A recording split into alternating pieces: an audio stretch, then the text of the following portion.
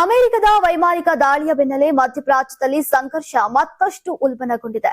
Iran ಇಂದು Bahrain ಮತ್ತು ಕುವೈತ್ನಲ್ಲಿ ಈಗ ಗುರಿಯಾಗಿಸಿಕೊಂಡು ಕ್ಷಿಪಣಿ ದಾಳಿಯನ್ನ ನಡೆಸಿರುವುದಾಗಿ ಘೋಷಿಸಿದ್ದು, ಎರಡೂ ದೇಶಗಳಲ್ಲಿ ಈಗ ಭದ್ರತಾ ಎಚ್ಚರಿಕೆಯನ್ನ ಹೆಚ್ಚಿಸಲಾಗಿದೆ. ದಾಳಿಯ ಹಿನ್ನೆಲೆಯಲ್ಲಿ ಬಹ್ರೇನ್ನಲ್ಲಿ ಎರಡನೇ ಬಾರಿಗೆ ಕ್ಷಿಪಣಿ ದಾಳಿ ಎಚ್ಚರಿಕೆ ಸೈರನ್ ಮೊಳಗಿಸಲಾಗಿದ್ದು, ಸಾರ್ವಜನಿಕರು ತಕ್ಷಣ ಸುರಕ್ಷಿತ ಸ್ಥಳಗಳಿಗೆ ತೆರಳುವಂತೆ ಅಧಿಕಾರಿಗಳು ಸೂಚಿಸಿದ್ದಾರೆ.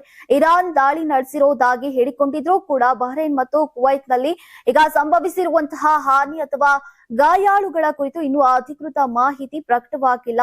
ಹಾರ್ಮುಜ್ ಜಲಸಂಧಿಯಲ್ಲಿ ಈಗ ಸಾಗ್ತಾ ಇದ್ದಂತಹ 3 ವಾಣಿಜ್ಯ ಹಡಗುಗಳ ಮೇಲೆ ದಾಳಿ ನಡೆದಿರುವಂತಹ ಆರೋಪದ ಬಳಿಕ ಅಮೆರಿಕ ದಕ್ಷಿಣ ಇರಾನ್ನ ಹಲವು ಪ್ರದೇಶಗಳ ಮೇಲೆ ಈಗ ಭಾರಿ ವೈಮಾನಿಕ ದಾಳಿಯನ್ನ ನಡೆಸಿತ್ತು.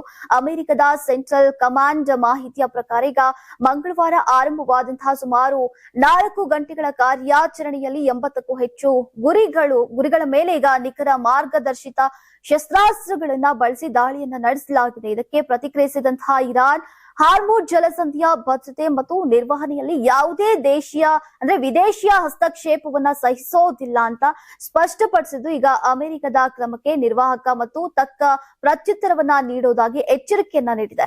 ಇದರೊಂದಿಗೆ ಈಗ ಅಮೆರಿಕ ಇರಾನ್ ನಡುವಿನ ಸಂಘರ್ಷ ಹೊಸ ಹಂತ ತಲುಪಿದ್ದು, ಈಗ ಮಧ್ಯಪ್ರಾಚ್ಯದಲ್ಲಿ ಭದ್ರತಾ ಪರಿಸ್ಥಿತಿ ಈಗ ಮತ್ತಷ್ಟು ಹದಗೆಡುವಂತಹ ಆತಂಕ ಮೂಡಿದೆ. ಇನ್ನು ಜಾಗತಿಕ ಸಮುದಾಯದ ಪರಿಸ್ಥಿತಿಯನ್ನ ಸೂಕ್ಷ್ಮವಾಗಿ ಗಮನಿಸ್ತಾ ಇದ್ದು, ಮುಂದಿನ ಬೆಳವಣಿಗೆಗಳು ಈಗ ಪ್ರದೇಶದ ಸ್ಥಿರತೆಯ ಮೇಲೆ ಮಹತ್ವದ ಪರಿಣಾಮವನ್ನ ಬೀರುವಂತಹ ಸಾಧ್ಯತೆ ಇದೆ.